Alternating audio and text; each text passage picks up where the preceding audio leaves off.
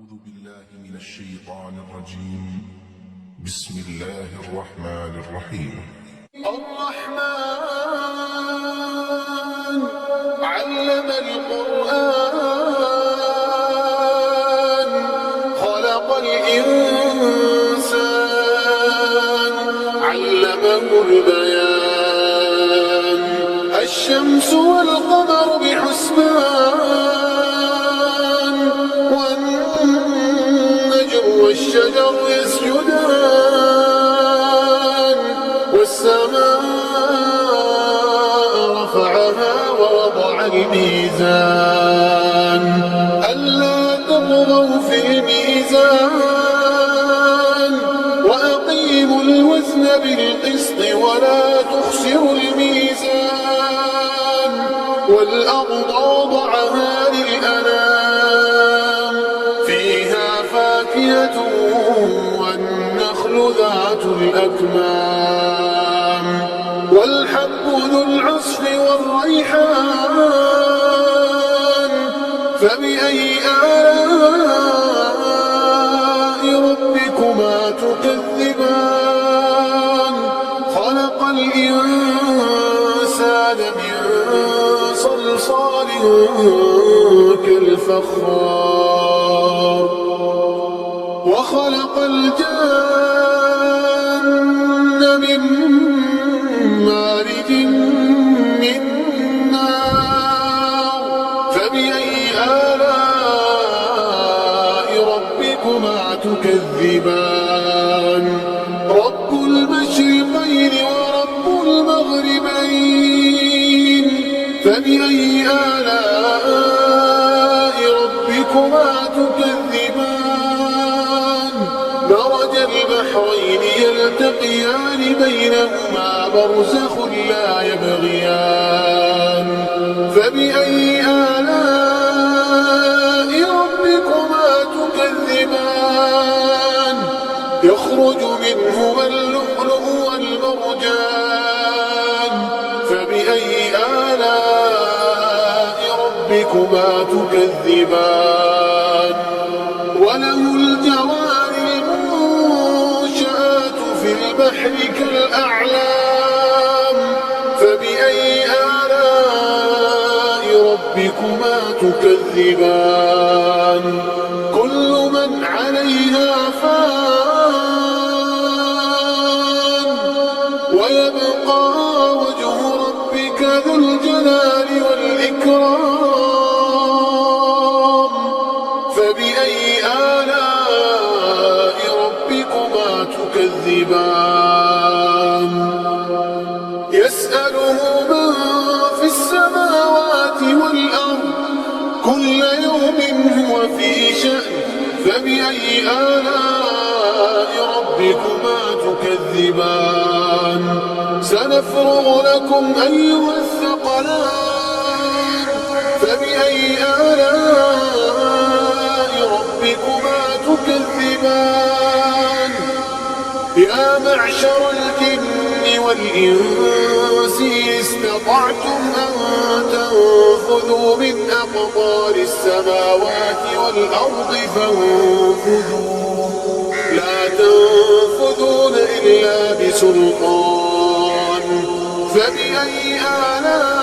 آلاء ربكما تكذبان يرسل عليكما شواظ من نار ونحاس فلا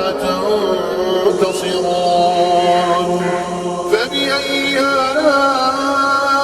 ربكما تكذبان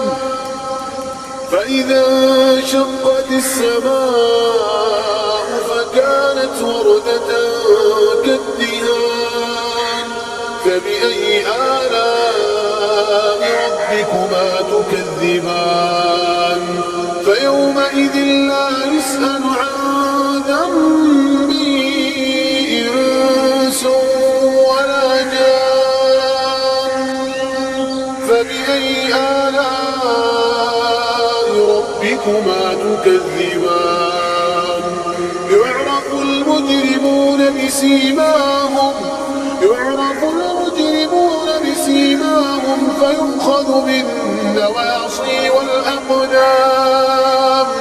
فبأي آلاء ربكما تكذبان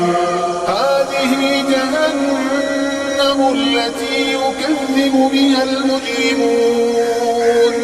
يطوفون بينها وبين حميم آن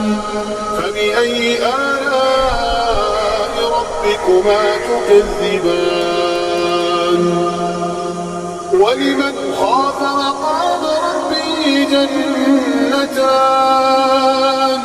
فبأي آلاء ربكما تكذبان ذواتا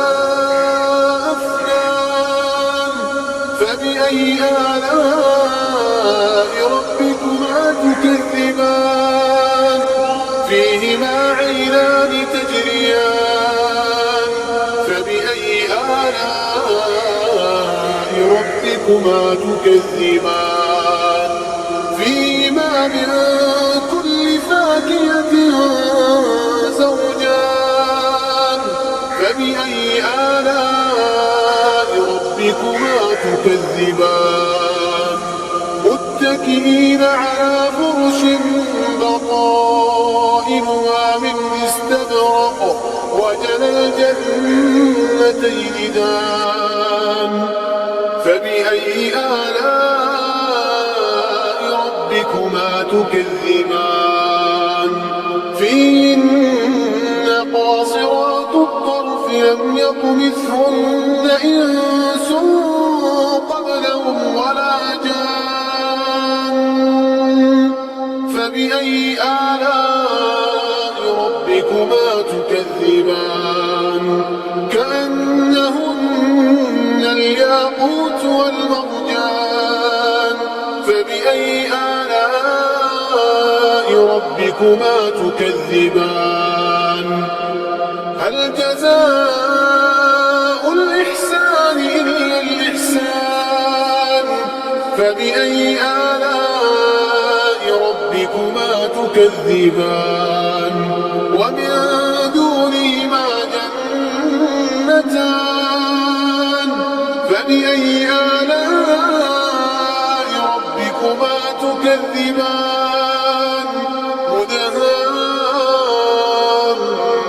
مدهامتان فبأي آلاء ربكما تكذبان فيهما عينان نضاختان فبأي آلاء ربكما تكذبان فيهما فاكهة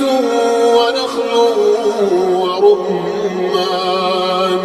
فبأي آلاء ربكما تكذبان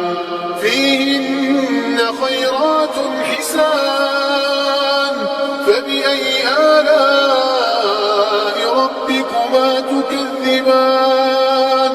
حور مقصورات في الخيام فبأي آلاء ربكما تكذبان لم يطمثهن إنس قبلهم ولا جان